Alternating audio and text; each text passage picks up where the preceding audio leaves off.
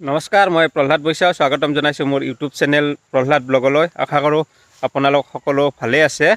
আজি মই আপোনালোকক এটা বান্দৰ দেখুৱাম। মই আছোঁ আমাৰ বাৰীৰ পিছফালে। এয়া চাৰিওফালে বাঁহৰ চোপা আৰু এই বাঁহৰ চোপাত সেই আছে এটা বান্দৰ আহিছে, সোণালী বান্দৰ। সেই সোণালী বান্দৰ মই আপোনালোকক দেখুৱাম। ধুনু, এই ধুনু এয়া মোৰ লগত আছে। কি দেখাম আমি? সোণালী বান্দৰ। সোণালী বান্দৰ। সোণালী বান্দৰ আহিছে, সেই বান্দৰটো আপোনালোকক দেখুৱাম। ধুনীয়াকৈ সিহঁতে বাঁহৰ পাত খাই আছে আৰু এইফালে এডাল গছ আছে, সেই গছডালত হাইঠা চৰাই আছে, জুবিন দাই পোহা হাইঠা চৰাই।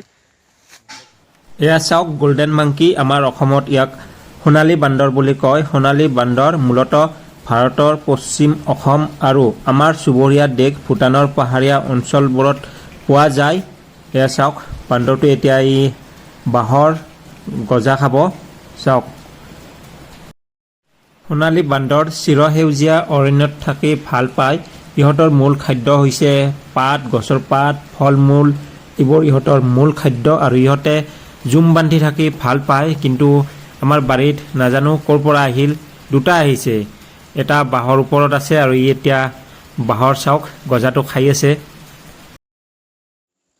এই বান্দৰৰ প্ৰজাতিটো অতি দুৰ্লভ প্ৰজাতিৰ বান্দৰ আৰু এই বান্দৰটো দেখিবলৈ বহুত ধুনীয়া হয়। চাওক, এইটো এটা সোণালী বান্দৰ।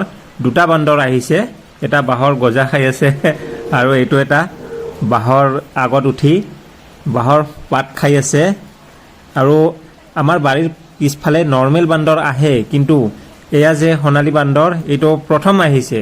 ক'ৰ পৰা আহিছে নাজানো, কিন্তু চাই বহুত ভাল লাগি আছে। চাওকচোন আপোনালোকেও কিমান ধুনীয়া বান্দৰটো। ভিডিঅ'টো চাই কেনেকুৱা পালে কমেণ্ট বক্সত জনাব আৰু মোৰ ভিডিঅ'টো চাই যদি ভাল পাইছে তেতিয়াহ'লে মোৰ YouTube channel Prahlad blog like, share আৰু ছাবস্ক্ৰাইব কৰিব।